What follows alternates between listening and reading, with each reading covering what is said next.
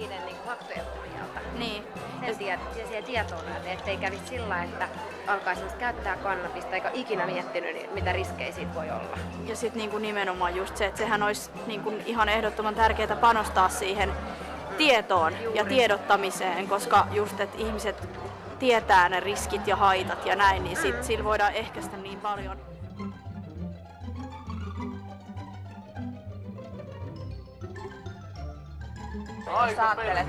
Sitten se on täällä, tiiätsä, tuolla keuhkoissa, niin tommosena mustana se terva ja puolto sit keuhkosyöpää, niin se ei ole kiva juttu. Tässä sitten näyttää tämmöisen nuuskaajan tupakoijan suu pahimmillaan, miltä voi näyttää, että siellä on kaikkea mahdollista muutosta. Siellä on semmoista jo suusyövän alkua ja sitten siellä on kariesta, hammaskiveä.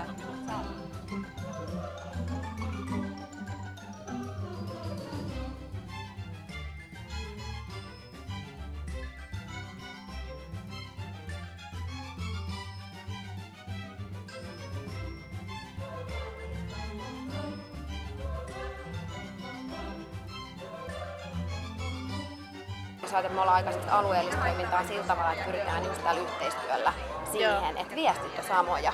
Että puhutaan samoista asioista, tiedetään, että mitä asioita on meneillään, mitä ilmiöitä ehkä nousee, niin voidaan yhdessä sit niitä niinku miettiä, että miten nyt näihin voisi tarttua yhdessä ja sillä niinku samalla kielellä tai samoilla asioilla.